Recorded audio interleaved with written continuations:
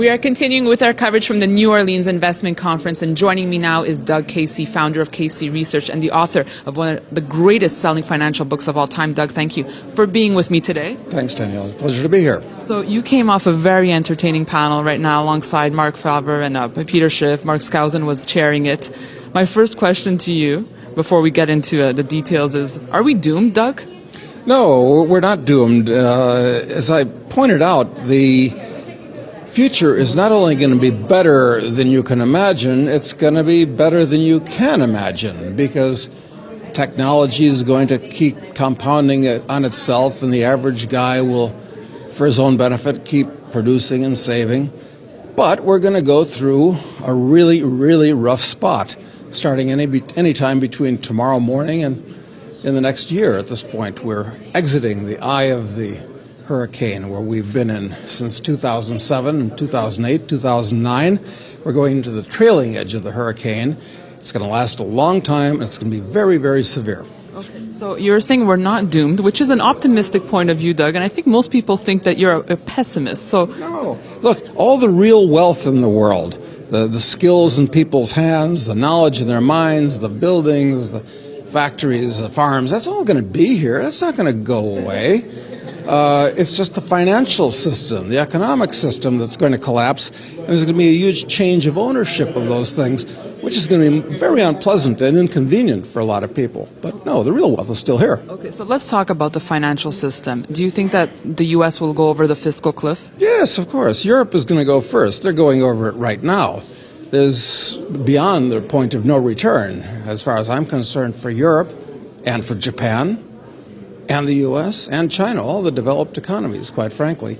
This is why I'm a fan of undeveloped economies, third world economies that don't have any debt, because nobody will lend them any money. Right. So in the presentation, Mark Faber was saying one of the primary reasons that America finds itself in this situation is that people have this sense of entitlement, and you agreed with that. Can you explain a little bit? Yeah, to me, the most important thing in a society is that the individuals in that society, in that culture, have a sense of personal responsibility, taking responsibility for themselves first. You can't help other people if you're not in good position yourself, then helping their family and their friends beyond that, and then they can help the community. But the way things are working in the world today is the government is taking responsibility for everybody, which makes people irresponsible. And when people act irresponsibly as a culture, of course it's all going to collapse eventually.